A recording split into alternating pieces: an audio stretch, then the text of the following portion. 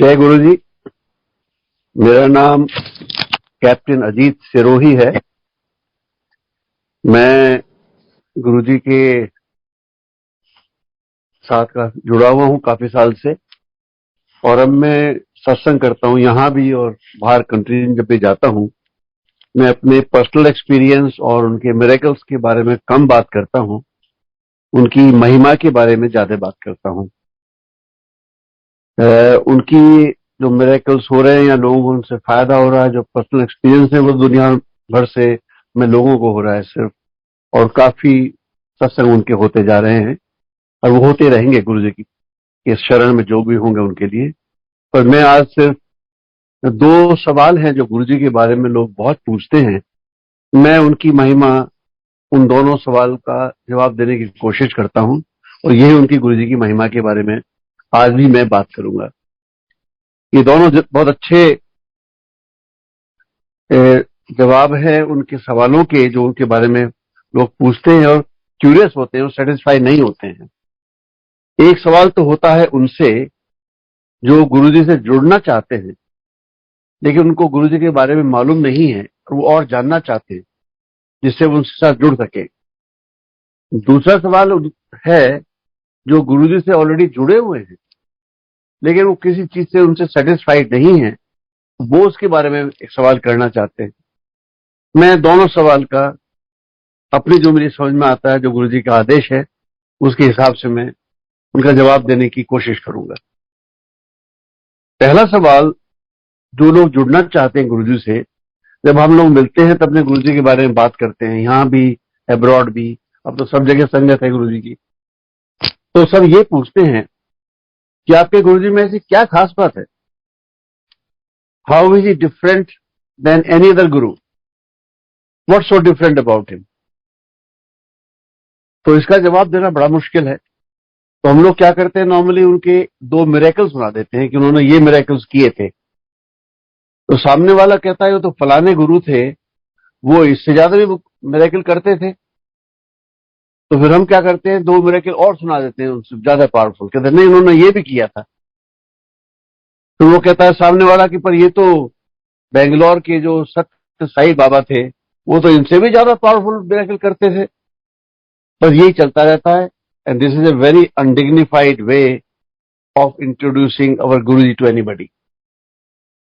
और ये आर्ग्यूमेंट चलता रहता है which nobody can win, and you are unable to convey कि why our guruji was different than anybody else. इसका मैं एक तरह से इसको प्रेजेंट करना चाहता हूं जिससे we can claim that our guruji was different than any other guru that we know. In the history of India सिर्फ there have been only 5 avatar, सिर्फ 5 अवतार हुए हैं, महापुरुष कह लीजिए, गॉड ऑन अर्थ कह लीजिए, in the whole history of India, जिनकी फॉलोइंग चोला छोड़ने के बाद में थाउजेंड ऑफ टाइम ग्रो करी है। सिर्फ 5 मैं नाम बताता हूं। भगवान महावीर, गौतम बुद्धा, गुरु नानक, शिरडी के साईं बाबा और हमारे गुरुजी। कोई छठा नहीं है। There is no 6th one. You can look around in the history of India जिनकी फॉलोइंग उनके चोला छोड़ने के बाद में thousand and thousands of times grow करी है। अगर ऐसा हुआ है हमारे गुरुजी का की केस में, कुछ बात होगी। छठा क्यों नहीं है, why there is no 6th one, why only 5, जरूर कोई बात होगी, वरना और भी होनी चाहिए। India is a land of gurus, यहाँ तो हर एक सिटी में कोई ना कोई गुरु है। इतना बड़ा कंट्री है, हजारों गुरु हो चुके हैं, लाखों हो चुके हैं पिछले कुछ सेंचुरीज में। औरों के साथ क्यों नहीं हुआ ये, सिर्फ इन्हीं 5 के साथ क्यों हुआ? ये ही मैं सबको बताता हूं, कुछ बात होगी कि लोग बात बेवकूफ नहीं है, दे आर नॉट फूल्स, कि पूरी दुनिया में लोग उनको फॉलो कर रहे हैं और बढ़ती चली जा रही है। ये कह के मैं सामने वाले को छोड़ देता हूं कि this is what is different about our Guruji and anybody else. और ये इसके बाद भी उसकी क्यूरियोसिटी अगर वो शांत नहीं होती है तो मैं इससे ज्यादा कुछ कहता नहीं हूँ। मिरेकल कभी नहीं सुनाता हूं मैं कहता हूँ आगे अब गुरु जी के ऊपर है कि आपको समझ आई बात या नहीं आई। आप उनको बुलाएंगे जुड़ने के लिए गुरु जी आपको, या नहीं बुलाएंगे, ये गुरु जी के ऊपर है।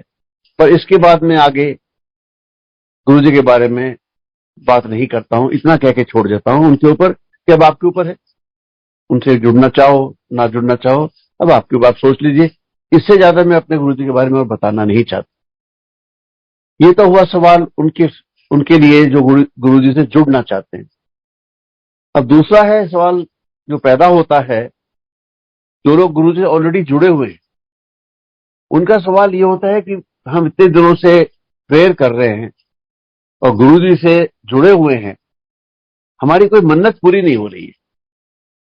उसकी फला की वो मन्नत पूरी होगी और फला फला की उतनी सारे मन्नतें पूरी हो गई, हमारी मन्नतें पूरी नहीं हो रही है। कि गुरु जी हमारे सुन ही नहीं रहे, वो क्यों नहीं सुनते हमारी, जब हम इतनी उनसे लगे हुए हैं, उनका ध्यान भी करते हैं, कई साल भी हो गए, हमारे सुनते क्यों नहीं है वो, और मन्नतें पूरी क्यों नहीं करते। अब इसके दो जवाब हो सकते हैं। एक तो ये कि गुरु जी के कान खराब है, उन्हें सुनाई नहीं पड़ता, तो हमें उनको ईएनटी स्पेशलिस्ट के पास ले जाना पड़ेगा और उनके कान चेक कराएंगे कि गुरु जी आपको सुनाई क्यों नहीं पड़ता जब लोग इतनी मन्नतें कर रहे हैं आप। दूसरा ये भी हो सकता है कि जो आप मन्नत कर रहे हो वो इतनी बकवास है, वो किसी के सुनने के काबिल ही नहीं है।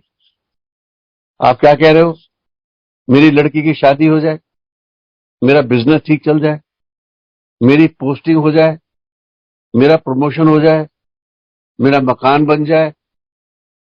अब ये तो कोई प्रेयस तो नहीं है, ये तो आपकी मांगे है, ये तो डिमांड्स हैं आपकी। जैसे किसी फैक्ट्री में यूनियन होती है, वो डिमांड करती है फैक्ट्री के मैनेजमेंट से, जब तक हमारी मांगे पूरी नहीं होगी हम आपसे यकीन करेंगे ही नहीं। ये तो कोई बात नहीं है। अब सवाल ये है, आपकी मन्नत के बारे में मैं बताना चाहता हूं। अगर आप गुरु जी को नॉर्मल गुरु मानते हो, आप सोचते हो भाई प्रवचन करते हैं या जो भी है उनमें कोई पावर्स नहीं पर गुरु हैं, तो फिर तो आपकी मन्नत मांगने का मतलब ही कोई नहीं, क्योंकि वो तो मन्नत पूरी कर ही नहीं सकते, उनके पास तो पावर ही नहीं है। जब आप खुद ही कह रहे हो कि नॉर्मल गुरु हैं, तो उनसे क्यों मन्नत कर रहे हो फिर आप। अगर आप सोचते हो कि गुरु जी भगवान हैं, तो फिर तो आपको मन्नत करने का बिल्कुल ही मतलब नहीं बनता। उनको तो ऑलरेडी सब पता है कि आपको क्या चाहिए, उन्होंने कितना देना है, कब देना है, वो तो भगवान है, सब मालूम है, तो आपके मन्नत करने का क्या मतलब है। तो दोनों तरफ आपको मन्नत करने का कोई बात बनती नहीं है। अगर आप नॉर्मल गुरु मानते हो तो वैसे ही बेकार है मन्नत मांगना, और भगवान मानते हो तो वो भी बेकार है, उनको पता है। अब ये तो नहीं कह सकते ना आपकी मन्नत मन्नत इसलिए मांग रहा हूं या मांग रही हूं कि गुरु जी आपको सुनाई पड़ जाए तो आप सोए हुए हो, मेरी मन्नत सुनकर आप जग जाओ, ऐसा होता है क्या। इसलिए मन्नत मेरी तरफ से तो ये मन्नत मांगना की कोई वैल्यू नहीं है अगर आप उनको भगवान मानते हो, जैसे हम लोग मानते हैं। मैंने और मेरी वाइफ ने आज तक गुरु जी से एक भी मन्नत नहीं मांगी, और हमने डिसाइड किया है हम मांगेंगे भी नहीं। मैंने कहा भगवान, या तो भगवान मानो या मत मानो, मानो तो मन्नत का मतलब नहीं उठता, और नहीं मानो तो वैसे ही उनके पास पावर्स नहीं, तो मन्नत मांगने का मतलब क्या है। तो ये मैं जवाब देना चाहता हूं कि आप गुरु जी से जुड़े रहें, उनकी नजर है आपके ऊपर, वो सब जानते हैं आपके बारे में, उनको आपकी जरूरतें भी पता है, वो अपने आप डिसाइड करेंगे जो आपके लिए सही होगा, और जब सही टाइम होगा तभी वो देंगे, उससे पहले देंगे ही नहीं। उन्हें पता है आपके लिए क्या सही है और कितना देना चाहिए। तो यही दो मैं बस छोटी सी महिमा गुरु जी के बारे में कहना चाहता था, क्योंकि ये दो सवाल हमेशा उठते हैं और उनका जवाब देना थोड़ा जरूरी है कि लोगों को उनके बारे में समझ में आ जाए। अब मैं आगे का सत्संग जो है क्षमता आंटी को हैंड ओवर कर रहा हूं, वो कंटिन्यू करेंगी। जय गुरु जी।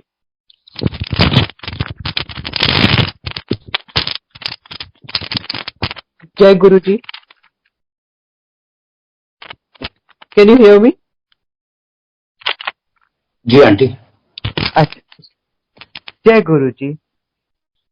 आ, सबसे पहले तो गुरु जी का शुक्राना हमें अपने पास बुलाने के लिए, अपने बारे में अवेयर कराने के लिए कि जमीन पे भगवान आए हैं, आकर दर्शन कर लो, शुक्राना कर लो, अपने कर्म कटा लो, अपने अपने आप को भवसागर से पार कर लो। यही तरीका है उनके पास जाकर के बैठना, कुछ मांगना नहीं, बस अपना बैठिए जाकर के गुरु जी के पास में, गुरु जी का नाम लीजिए, गुरु जी का ध्यान करिए। बस यही तरीका है, बहुत आसान तरीका बना रखा है गुरु जी ने। भूलो मत, बस मांगो नहीं, मानो और भूलो मत उनको। सबसे बड़ी बात ये। मैं शुक्राना करना चाहूंगी प्रेम सिंह, एम्बेसडर प्रेम सिंह का भी, जो हमें गुरु जी के पास लेकर गए। गुरु जी ने उन्हें माध्यम बनाया। Thank you Guru ji, thank you Prem Singh भाई साहब। बहुत अच्छे दिन थे जब लेकर गए आप। उससे अच्छे हमारे लिए क्या हो सकते हैं। एक बात और है, देखिए कि सबसे बड़ी महिमा जो है गुरु जी की, शिव जी की आरती में। जो शिव जी की आरती है उसे अगर आप लोग ध्यान से सुने तो उसमें सारी गुरु जी की ही महिमा है, टोटली, पहले वर्ड से लेके और लास्ट वर्ड तक।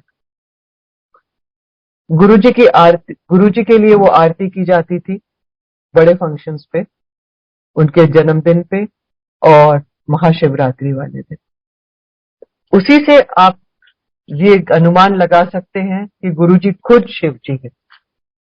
और शिव जी ही नहीं, वो सारे उनके अंदर जितने भी दुनिया भर के गॉड्स हैं, सारे गुरु जी ही हैं आज की तारीख में। हम लोगों का, मैं अपना पर्सनल एक्सपीरियंस बताती हूँ, क्योंकि कई बार पर्सनल एक्सपीरियंस से ही पता चलता है कि गुरुजी कितना देख रहे हैं आपको और कितना आपका ध्यान रखे हुए हैं। ये 2021 की बात है, अक्टूबर। हम लोगों को दिल्ली से पूना शिफ्ट करना था। सामान हमारा सारा चला गया था और ट्रक्स चले गए थे, और यहाँ से, और हम लोग 10 दिन यहाँ अपना उसमें अपना होटल के अंदर रह करके, क्योंकि 10 दिन का गैप पड़ गया था, और हम लोग शिफ्ट हो गए थे पूना होटल में। वहां काफी बारिश हुई थी, पर उस समय मौसम खुल गया था फिर। तो 27 अक्टूबर को हम लोग वहां पहुंचे हैं। तो अब आप ये देखिए गुरुजी कितना देख रहे हैं, हमको खुद को नहीं अंदाजा कितना देख रहे हैं, क्या क्या नहीं देख रहे हैं, क्या कंट्रोल कर रहे हैं। तो मेरे हस्बैंड के पास एक कॉल आता है +1 नंबर से। तो मेरे हस्बैंड ने सोचा कि फ्रॉड कॉल है, क्योंकि बहुत सारे वार्निंग्स आती रहती हैं कि आपके पास इस तरह के अननोन नंबर्स आते हैं विद +1 या किसी और का नॉर्मली। तो उसको उठाइएगा नहीं जब तक कि आपको बिल्कुल पक्का नहीं हो कि किसी कंपनी का या किसी पर्सन का है। तो +1 नॉर्मली कनाडा का है और यूएसए का नंबर है। तो ये तो नंबर सारे के सारे जो पर्सनल जान पहचान वाले थे, उन सब के नंबर हमारे पास, दोनों के पास में प्रेजेंट रहते। तो उन्होंने उठाया नहीं पहली बार में, वो नंबर बज के बंद हो गया। उसके थोड़ी देर बाद, और ये बात तब की है जब हम होटल में ही थे, हम लोग शिफ्ट नहीं हुए थे फ्लाइट के अंदर पूना में। तो पूना के होटल में फिर दोबारा से फोन बजता है, फिर सेम नंबर आता है। अब की बार मेरे हस्बैंड को लगा कि ये कोई मतलब कोई ऐसे फोन कर रहे हैं जो जिनके पास हमारा नंबर है। तो उन्होंने वो फोन उठाया। दूसरी साइड से आवाज आई, जय गुरुजी अंकल। अब जब भी सुनते हैं जय गुरुजी, तो आप ऑटोमेटिकली फिर कनेक्ट हो जाते हैं उस इंसान के साथ में, ये तो अपने फैमिली वाले। तो उधर से एक आंटी की आवाज थी और वो कहती है, जय गुरुजी अंकल, मैं पूनम बोल रही हूँ वैंकूवर से। तो मेरे हस्बैंड ने बोला, जय गुरुजी आंटी। तो बोले कि आपका नंबर, मेरे पास 100 नंबर्स की लिस्ट मिली थी पुरानी संगत की, उसमें से आज आपका नंबर पिकअप हुआ है। तो मेरे हस्बैंड ने बोला, जय गुरुजी, ये गुरुजी की मर्जी है। थैंक यू, थैंक यू गुरुजी। उसके बाद में उन्होंने कहा कि हम चाहते हैं कि आप शाम को आज सत्संग करें। उनका सुबह का टाइम था, हमारा शाम का टाइम था। तो करीब शाम को 6 बजे थे, सत्संग करना था। तो मेरे हस्बैंड ने सत्संग किया और बहुत अच्छा सत्संग हुआ, उन लोगों को भी बहुत अच्छा लगा। उसके बाद में अगले दिन हम लोगों को ये बात समझ में आई जब हम शिफ्ट करने लगे फ्लैट के अंदर कि ये तो गुरुजी ने मतलब ब्लेसिंग दी है नए फ्लैट में शिफ्ट होने के लिए, नई जगह शिफ्ट होने के लिए। जो गृह प्रवेश होता है, हमने कोई गृह प्रवेश नहीं किया, हमने सिर्फ गुरुजी का नाम लिया। तो गुरुजी ने ही गृह प्रवेश कराया हमारा। उसके बाद में वहां जाकर के जो सेटअप बनवाया गुरुजी ने, तो गुरुजी की संगत ही मिलने लगी। सबसे बढ़िया बात और सबसे ज्यादा अमेजिंग बात ये थी कि गुरुजी की संगत से ही वास्ता पड़ता रहा। जिन डीलर ने हमारा करवाया था वो भी गुरुजी की संगत थे, उनकी फैमिली या दिल्ली में, वो बहुत पुरानी संगत है। तो इतना अच्छा लगा, मतलब हमें लगा ही नहीं कि हम किसी नए एरिया में आए। उसके बाद में सामान जो था सारा खोल खाल करके, और फिर गुरुजी ने फिर सत्संग के लिए भी बुला लिया वहां पे। वहां सत्संग होता है, हम लोग सत्संग पे भी गए, बहुत अच्छा लगा। इसी तरीके से एक और वाक्य आपको बताती हूँ कि एक यहाँ पे हम लोग फिर वापस आए थोड़े दिनों के लिए, क्योंकि मेरे हस्बैंड का प्रोजेक्ट चल रहा था। तो हम लोग दिल्ली वापस आ गए थे टेम्पररीली। तो क्योंकि वो प्रोजेक्ट खत्म करने का वेट कर रहे थे कि जिस दिन प्रोजेक्ट खत्म होगा उस दिन हम लोग पुनः शिफ्ट हो जाएंगे। तो अब यहाँ पे हमें दूसरे काम भी करने थे अपने, अपना घर भी बेचा। तो उसमें घर में हमारे बहुत बड़े गुरुजी का स्वरूप लगा हुआ था, रखा हुआ था मंदिर में। और वो पूना ले जाने में बड़ा मुश्किल हो रहा था कि वो डैमेज ना हो जाए। उसको खोलना भी नहीं चाहते थे क्योंकि बहुत पुराना हो गया था, खोलने में भी वो डैमेज हो सकता था। तो ये समझ में नहीं आ रहा था कि क्या करें, स्वरूप को कहाँ मतलब सही जगह पर इज्जत के साथ में पहुंचाए। तो तो उसके बाद में हम लोगों ने यही सोचा कि हम लोग उस स्वरूप, गुरु जी के स्वरूप को हम लोग कोशिश कर रहे थे कि बहुत अच्छी मतलब स्थान पे कहीं करें, किसी तरह से बिठा सके। तो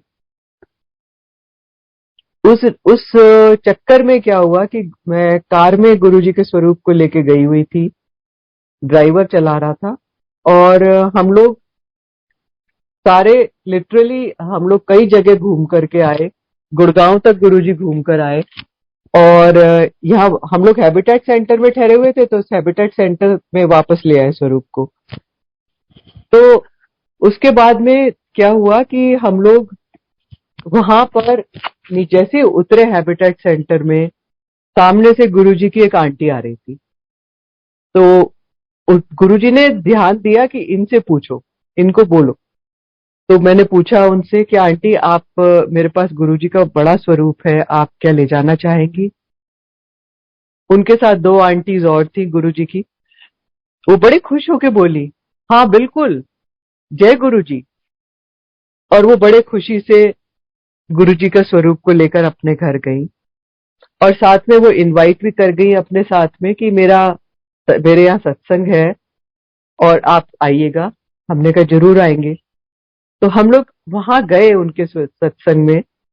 तो वहां गुरुजी के उन्होंने बहुत सारे मतलब स्वरूप लगा रखे हैं, करीब करीब हर तरह का स्वरूप है उनके उसमें, और बड़े बड़े स्वरूप है सारे। और उन्होंने बड़े प्यार से गुरुजी का जो हमसे ले गई थी स्वरूप, वो भी वहीं लगाया, बिठाया। और बता रही थी, कह रही थी सिर्फ ये पॉइंट जो था गुरुजी के लिए खाली था स्वरूप के लिए। और मैं सोच रही थी कि यहाँ पे आप खुद ही अपना स्वरूप लेकर आएंगे। और वाकई यही हुआ कि गुरुजी ने अपना स्वरूप स्थान वहां बना लिया। हम लोग सत्संग के लिए गए हुए थे वहां पे, तो उस दिन हमारा फ्लैट का सेल हुआ था और हम लोग जो थे वेट कर रहे थे कि उसका जो मनी ट्रांसफर होएगा हमारे अकाउंट के अंदर होना था वो अकाउंट में ट्रांसफर। तो कोई बात नहीं, हमने ज्यादा ध्यान नहीं दिया, ध्यान हमारा गुरुजी की तरफ था। गुरुजी के दर्शन को गए, बड़े हंसी खुशी से गए, बहुत अच्छा लग रहा था, माहौल अच्छा था। तो थोड़ी देर बाद में वो आंटी कहती है कि अंकल मेरे हस्बैंड को कि आप खड़े होकर के सत्संग करिए। शब्द पूरे हो गए थे, आरती हो गई थी।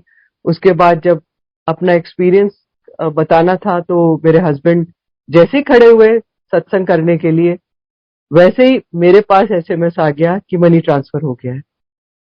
तो मैंने अपने हस्बैंड को थम्स अप किया, मैंने कहा मनी ट्रांसफर हो गया है। तो गुरुजी एक एक कण में आपको, एक एक कदम पे देख रहे हैं आप क्या कर रहे हो। आपका ध्यान किसकी तरफ है?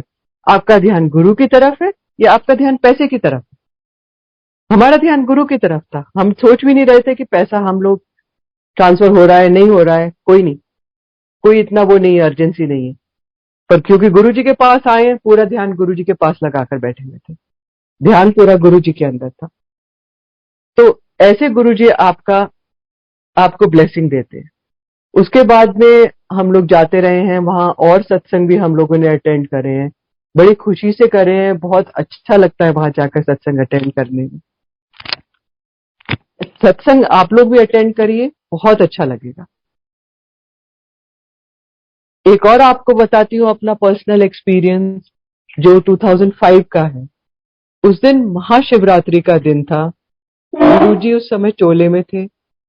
महाशिवरात्रि वाले दिन करीब होंगे 1000 लोग होंगे।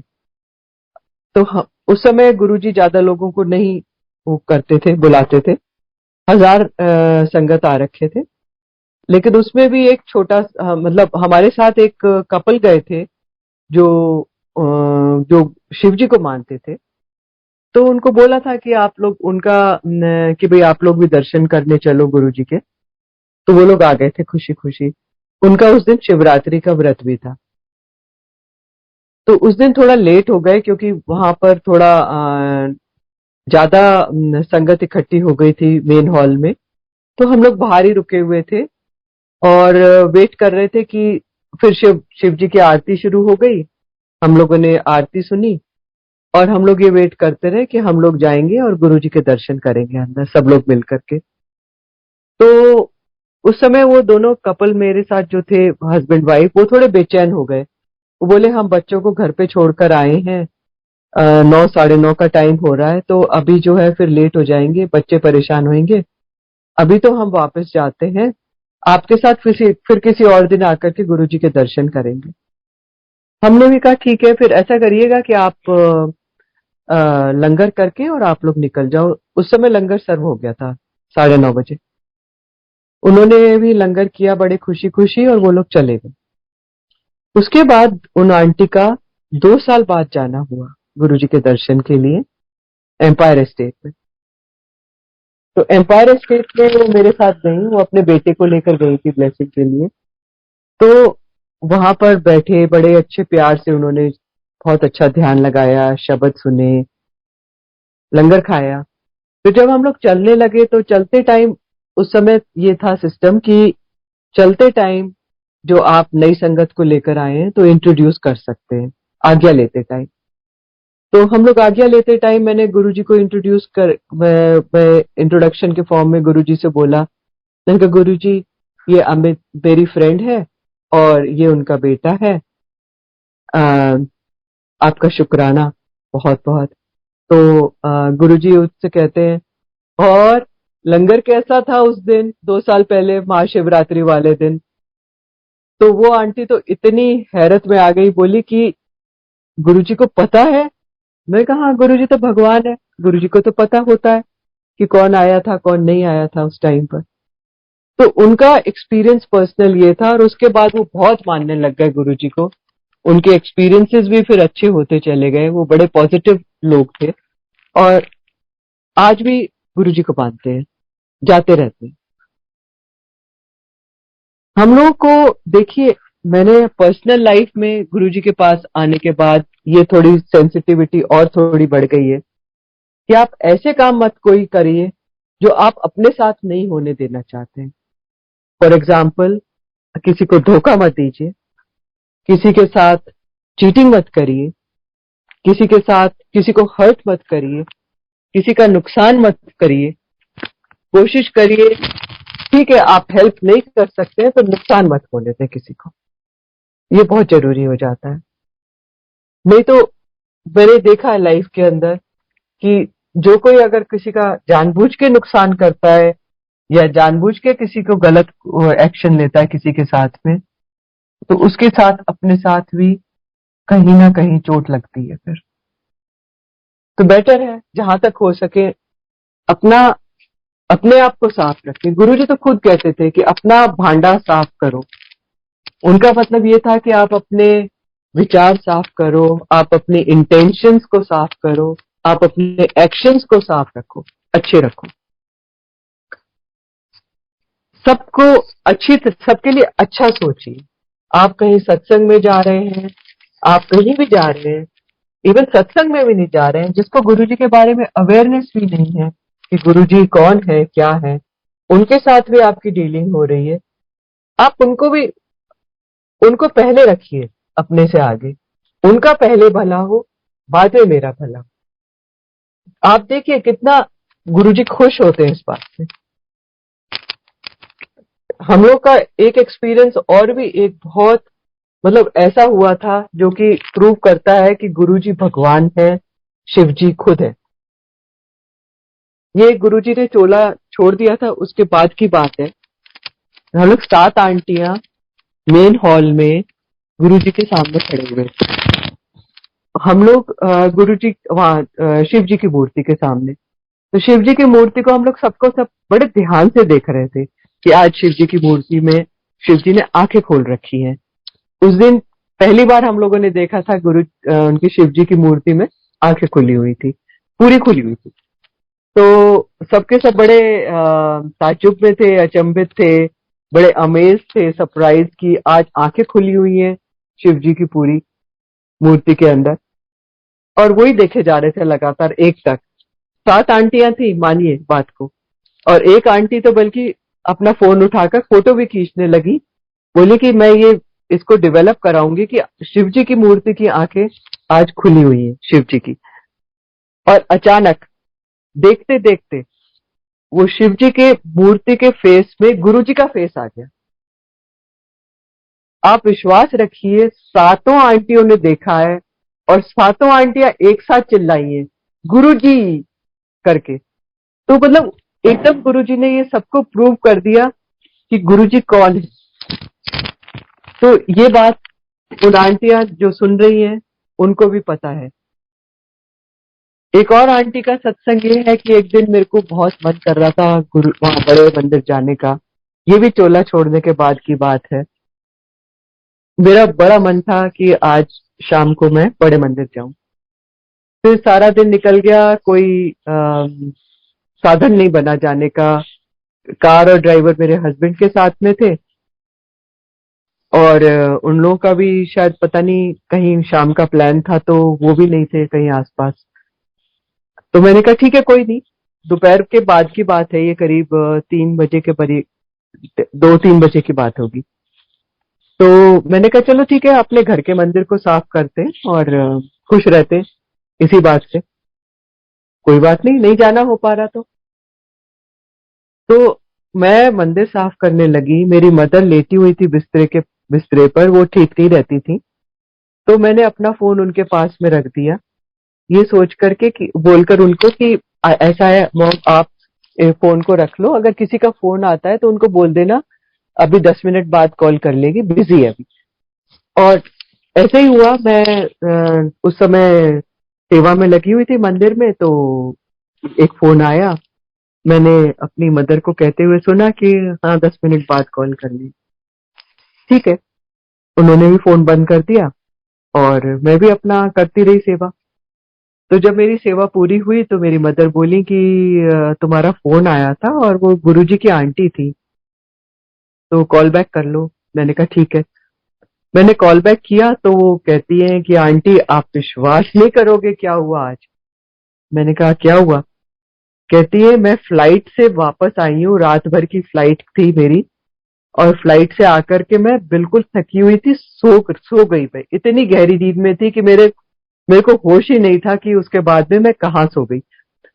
और बोली अचानक आके गुरुजी ने मेरा हाथ मेरी कोहनी पे पकड़ के इतने जोर से झिंझोड़ के जगाया है कि आप मानोगे नहीं। कहते उठ, क्षमता को जाना है बड़े मंदिर, तू लेकर जा शाम को, मैं आपको लेके जाऊंगी क्योंकि गुरुजी ने मुझे बोला है। और वो मेरे को लेके वो आई, मुझे पिकअप किया और मुझे बड़े मंदिर लेकर गई। और वहां हम लोगों ने बड़े हैप्पीली जो भी सेवा मिली करी, और उसके बाद में लंगर किया और बड़े हैप्पीली वापस आ गए।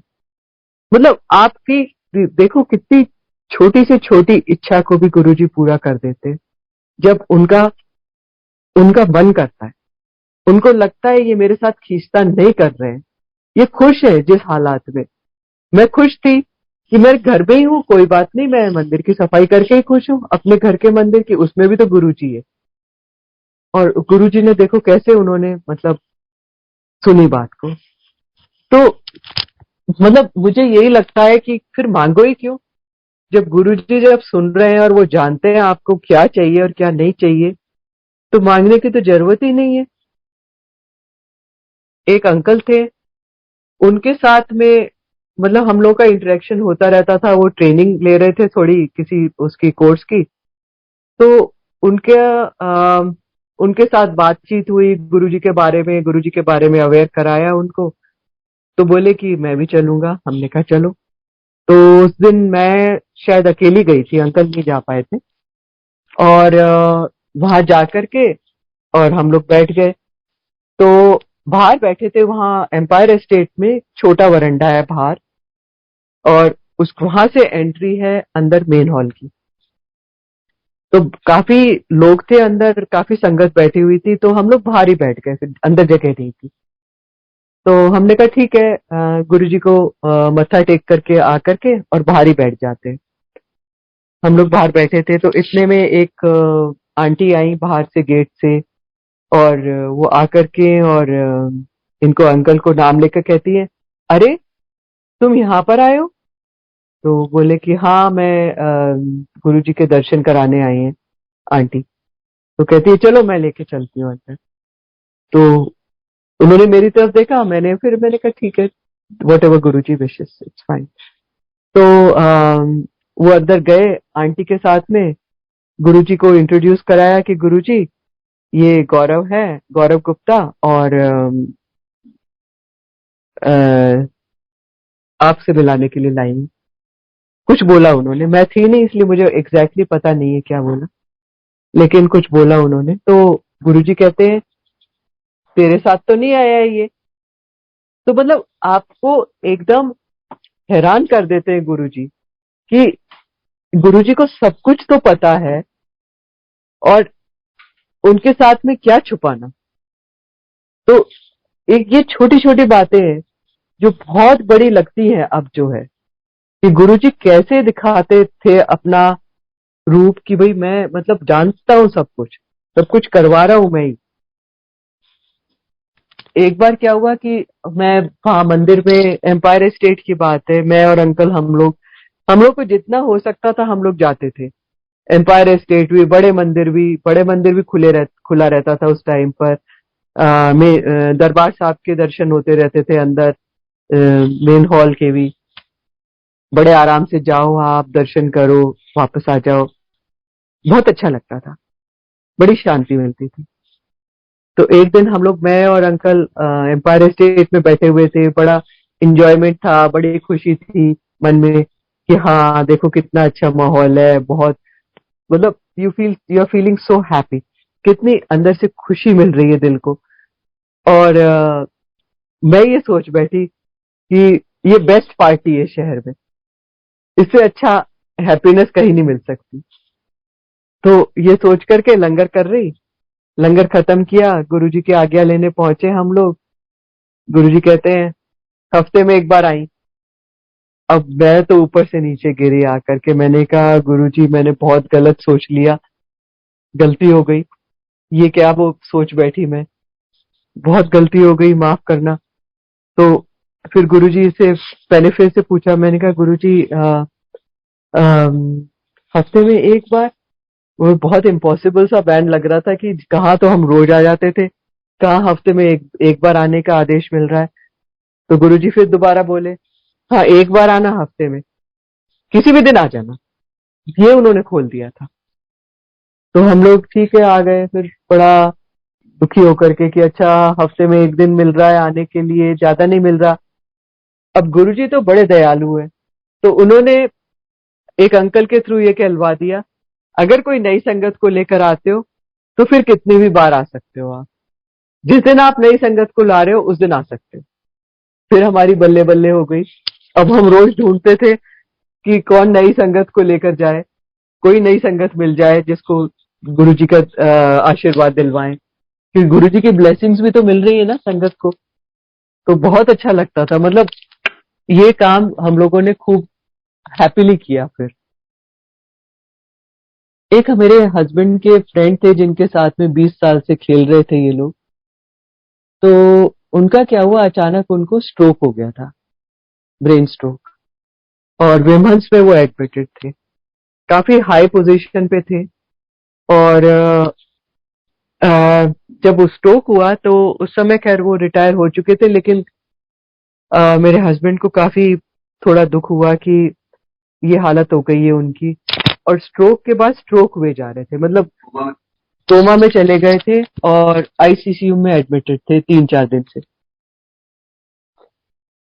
चांसेस बहुत कम लग रहे थे। तो मेरे हस्बैंड बाहर गए थे आउट ऑफ स्टेशन, तो वहां से फोन करके मेरे को कहते हैं कि तुम आज जा रही हो गुरुजी के पास में, तो उनका फोटो ले जाना, उन अंकल का, और गुरुजी से ब्लेसिंग दिलवा देना उनको। बाकी गुरुजी की मर्जी, जैसा भी ठीक रहेगा। तो मैं ले गई गुरु उनके मतलब अपने उनका फोटो वहां गुरुजी के पास में। तो जब चलते टाइम, सिर्फ चलते टाइम ही गुरुजी से इस तरह की बातें हो सकती थी, उससे पहले कोई आज्ञा नहीं थी बात करने की। तो जब आज्ञा लेने का टाइम हुआ रात को लंगर के बाद में, उस टाइम मैंने फिर गुरुजी को उनका पिक्चर दिखाई। मैंने कहा गुरुजी ये अंकल हैं, ये एडमिटेड हैं वहाँ विमहंस हॉस्पिटल में, और मेरे मेरे अंकल ने बोला है कि आपको ये पिक्चर आपको दिखाऊं मैं, फोटो। गुरुजी ने वो पिक्चर देखी, फिर कहते हैं मैंने इसको 3 महीने पहले आने के लिए बोला था, क्यों नहीं आया।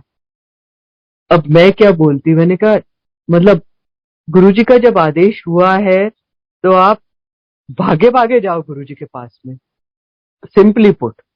नहीं तो पता नहीं क्या क्या मुसीबतें खड़ी हो जाती है लाइफ के अंदर। जिस दिन आदेश होता है आने का उस दिन पहुंच जाओ बस। तो मैं क्या कहती गुरुजी को, मैंने कहा गुरुजी आपकी मर्जी है, जैसा आप ठीक समझे। खैर एनीवे गुरुजी ने ब्लेसिंग दे दी। वो बहुत खुश ठीक होके घर आ गए। सिर्फ उनके स्पीच इम्पेडिमेंट रह गया और थोड़ा चलने में दिक्कत थी, लेकिन बाकी सब उनका ठीक ठाक है, और आज तक ठीक ठाक है उनका। तो गुरुजी की ब्लेसिंग्स ऐसे लगती है देखिए। अब गुरुजी के दर्शन करने के लिए तो हर समय हम लोग तैयार रहते थे कि हम गुरुजी के दर्शन किसी भी तरह से कहीं भी मिल जाए। तो मैं और मेरे अंकल हम लोग बड़े मंदिर भी चले जाते थे कभी भी, जब भी मौका मिलता था, चाहे सुबह का टाइम है चाहे शाम का टाइम है, अपना वहां जाके बैठ जाते थे, अपना ध्यान लगाते थे आंख बंद करके, और वहां जो कुछ भी हो सकता था करके आ जाते थे, अपना थोड़ी बहुत झाड़ पोंछ सेवा वट एवर वॉज पॉसिबल। तो एक दिन बैठे हुए थे हम दोनों दरबार हॉल में, मेन हॉल जो है जहाँ गुरुजी की गद्दी है, और वहां बैठकर आंख बंद करके बैठे हुए थे, तो अचानक फील हुआ कि कोई है, और आंखें खोली तो सामने गुरुजी खड़े थे, बिल्कुल प्लेन कपड़ों में, प्लेन येलो, लाइट येलो कपड़े, जैसे सन की रे आती है ना उतर करके, ऐसा लगा जैसे ऊपर से आए हैं उतर करके। और हम लोग तो इतने चमत्कृत रह गए, हैरान रह गए। हमने कहा माय गॉड गुरुजी। और हम दोनों ने गुरुजी को मत्था टेका अपना खुश होकर के, फिर गुरुजी अपने बेडरूम में चले गए।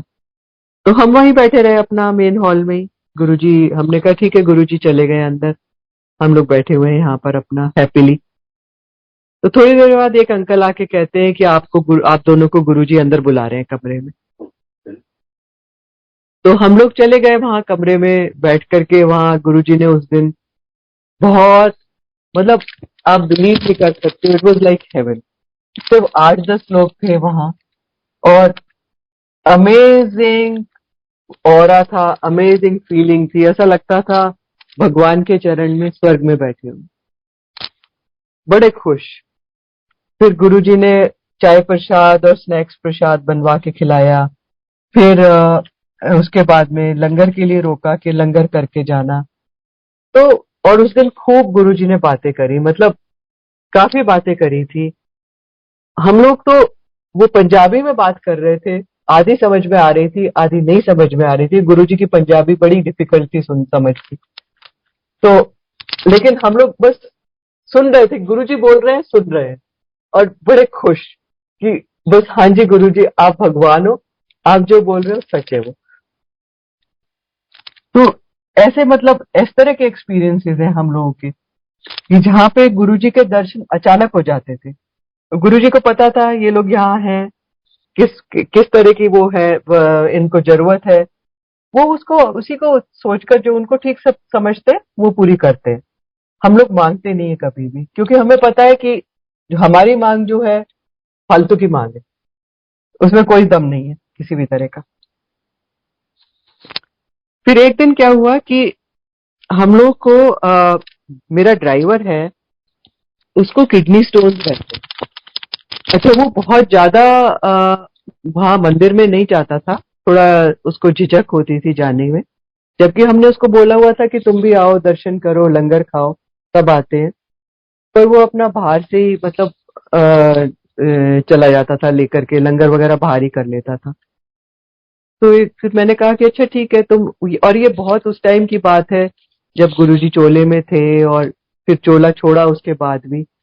तो मैंने कहा ठीक है, तुम ऐसा करो, थोड़ा सा जल प्रसाद ले जाया करो अपने साथ में और वो पिया करो, क्योंकि उसको किडनी स्टोन्स थे। तो मैंने कहा भला ही होगा, गुरुजी का प्रसाद लोगे तो उसने जब एक बार चेकअप कराया था तो उसका 13 mm का स्टोन था, और बड़े डिफिकल्ट पोजीशन में था। डॉक्टर्स ने बोला था ऑपरेशन करना पड़ेगा, नहीं तो ये फंस जाएगा तुम्हारे किडनी के अंदर। फिर उसके बाद में वो वो जल प्रसाद, डर के मारे उसने नहीं कराया ऑपरेशन वगैरह, ना उसने एक्सरे कराया, कुछ भी नहीं कराया, अपना जल प्रसाद लेता रहा। उसके बाद 2 महीने बाद, 3 महीने बाद वो फिर कराने के लिए गया, तो आकर मेरे से कहता है खुश होकर कि मैम, मेरा किडनी स्टोन सिर्फ 7 mm का रह गया है, 13 mm से। तो वो श्रिंक होता चला गया था जल प्रसाद की अमृत से। उसके बाद बोला कि डॉक्टर कह रहे हैं कि ये अपने आप ही वॉश आउट हो जाएगा, निकल जाएगा।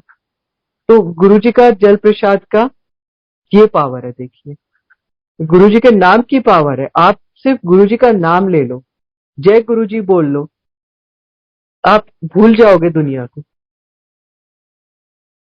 एक बार हमारे साथ में क्या हुआ कि हम लोग सुबह सुबह गए थे, करीब 6 बजे के करीब, बड़े मंदिर। ये भी तब की बात है जब बड़े मंदिर खुले, मतलब बड़ा मंदिर का के दरवाजे खुले रहते थे सारा टाइम, गेट्स। तो हम लोग अंदर गए, दर्शन किए। वहां पे उस समय कोई नहीं होता था, सिर्फ माली बाबा होते थे। तो दर्शन किए, बैठे, अपना खुश खुश छोटा मोटा अपना कुछ करा और आ गए बाहर। बाहर आके देखा तो कार का टायर फ्लैट था। अब सुबह 6-7 बजे के टाइम पर कोई नहीं होता है वहां पर, उस एरिया में। तो हमने कहा अब क्या करें, क्योंकि दुकानें भी नहीं खुली होंगी इतनी जल्दी तो सुबह के टाइम। तो इसको ठीक कैसे कराएंगे टायर को, और स्टेपनी चेंज करने के लिए हमारे पास कोई उस समय वो भी नहीं था कि स्टेपनी का टायर हम लोग फिट कर सके, जैक वगैरह। तो वो सब हमारा रह गया था घर पे ही। अब क्या करें, कैसे करें, ये सोचते रहे। इतने में क्या हुआ, अचानक बड़े मंदिर के गेट के आगे एक ट्रक खड़ा हुआ था और वो ड्राइवर जो थे वो उस ट्रक का टायर चेंज कर रहे थे। मतलब गुरुजी की महिमा देखो, हमारा ध्यान तब तक नहीं गया था उस ट्रक के ऊपर, वो टायर चेंज कर रहे थे। अचानक हमारी नजर उन पे पड़ी, हमने कहा अरे इनसे हेल्प मांगते हैं, इनके पास तो जैक वगैरह भी है। तो हमने उनसे पूछा कि हमने कहा आपसे जैक ले लें क्या, हमें अपनी कार का टायर बदलना है। तो वो बड़े खुशी खुशी आके उन्होंने, ड्राइवर ने खुद टायर ही बदल दिया उठा करके। आपका काम चुटकियों में हो गया। मतलब गुरुजी ने 1 मिनट नहीं लगाया, 1 मिनट की प्रॉब्लम नहीं खड़ी होने दी कि अच्छा टायर की जरूरत है, ड्राइवर की मतलब जैक की जरूरत है, चलो जैक मिल गया, टायर चेंज करने वाला मिल गया। बहुत शुक्राना है उन ड्राइवर का आज तक। आप अगर गुरुजी के बारे में सारा टाइम सोचते रहो और गुरुजी पे ही अपना ध्यान रखो, तो वो हमारी लाइफ क्या हमें ही बदल देते हैं उठा करके। वो हमारा बिहेवियर बदल देते हैं, हमारे हमारे जो अपने विचार हैं वो बदल देते हैं, हमें अच्छा इंसान बना देते हैं। हम अपने आप सोचने लग जाते हैं कि हम किसी को चोट ना पहुंचाएं। हम उनकी परेशानियों के साथ उनको समझने लगते हैं कि अच्छा इनको ये परेशानी है इसलिए ये ऐसे बिहेव कर रहे हैं, इनको ये परेशानी है इसलिए ये ऐसे, इनका जो है वो एटीट्यूड हो रखा है, इनको ये परेशानी है इसलिए शायद ये हमारे साथ हमको हेल्प नहीं कर पा रहे हैं। बहुत सारी चीजें ऐसी होती हैं। आप किसी को ब्लेम भी नहीं करते हो, फिर जब आपका ध्यान गुरुजी में रहता है आप किसी को ब्लेम नहीं करते हो, आपको आप एक्सेप्ट कर लेते हो कि जो हो रहा है वो गुरुजी की इच्छा से हो रहा है और सिर्फ अपना ध्यान हमें गुरुजी में ही रखना चाहिए, ये समझ में आ जाता है। तो प्लीज अपना ध्यान आप गुरुजी में ही रखें, दुनिया के बारे में सोचना ही छोड़ दें। हमारे कर्म जो हैं गुरुजी के पास आकर के अपने आप बूस्ट हो जाते हैं, मतलब अच्छे कर्म करने लग जाता है इंसान। ये भूल जाता है कि हम लोग बदला लें किसी से गुस्सा करें। कम से कम कोशिश होती है कि गुस्सा करने की, मन में शांति होती है। ये भी पता चल जाता है कि हम जो गुस्सा कर रहे हैं गलत कर रहे हैं, हमें नहीं करना चाहिए गुस्सा, मैं क्यों कर रही हूं ये गुस्सा, ये बहुत अच्छी तरह समझ में आने लग जाता है। तो हम लोग, एक बार क्या हुआ कि मैं अपने ड्राइवर के साथ ही जा रही थी, हॉस्कास की बात है ये, हॉस्कास मार्केट क्रॉस किया था, कार में थी, तो अचानक सामने से एक गाड़ी आई और वो इतने गलत एंगल से उस गाड़ी ने टर्न लिया, टक्कर लगते लगते बची और उस गाड़ी ने ब्रेक लगाए, मेरे ड्राइवर ने भी ब्रेक लगाए। अब वो गाड़ी गलत थी तो मेरे ड्राइवर को ये मतलब आ रहा था कि मैं उसको बोलूं कि तुमने गलत क्यों करा, ऐसा गलत काम किया है, एक्सीडेंट होते होते बचा है। लेकिन वो ड्राइवर इतने ज्यादा गुस्से में था, ये लग रहा था कि जैसे वो अभी उसका बस चले तो किसी को वो डैमेज कर देगा, इतने ज्यादा गुस्से में था, लड़ने के मूड में। तो उस समय मैंने अपने ड्राइवर को बोला, मैंने कहा तुम शांत रहो, वो कुछ भी बोलता है तुम चुप रहना, कुछ मत बोलना, अभी जो है ये टाइम नहीं है कुछ भी बोलने का, गलत सही प्रूव करने का भी टाइम नहीं है उसकी हालत देखते हुए ड्राइवर की, तुम चुप रहना। तो वो ड्राइवर आया, वो आके चिल्लाता रहा हमारे ऊपर खड़ा होकर के, आपने आपने इधर से क्यों काटा और आपने ये किया और आपने वो किया। मेरे ड्राइवर ने सिर्फ एक बार बोला कि इधर से तो हमारा टर्न है, तो वो और जोर से चिल्लाने लगा। मैंने फिर मना किया ड्राइवर को, अपने मेरे ड्राइवर को, मैंने कहा कुछ मत बोलो, चुप रहो, तुम्हें कुछ नहीं बोलना। हम चुपचाप सुनते रहे। थोड़ी देर बाद वो चिल्ला करके, गुस्सा करके, अपना गुस्सा उतार के चला गया। तब ये समझ में आया हम लोगों को कि गुरुजी हमारे साथ है। हमने अपनी तरफ से कोई ऐसा काम नहीं किया जिससे उसको और गुस्से की अग्नि उसकी बढ़ती या उसको और ज्यादा लड़ाई को बढ़ाया जाए। लड़ाई कम करनी थी बजाय बढ़ाने के, और वही काम किया और गुरुजी ने हेल्प करी हमारी।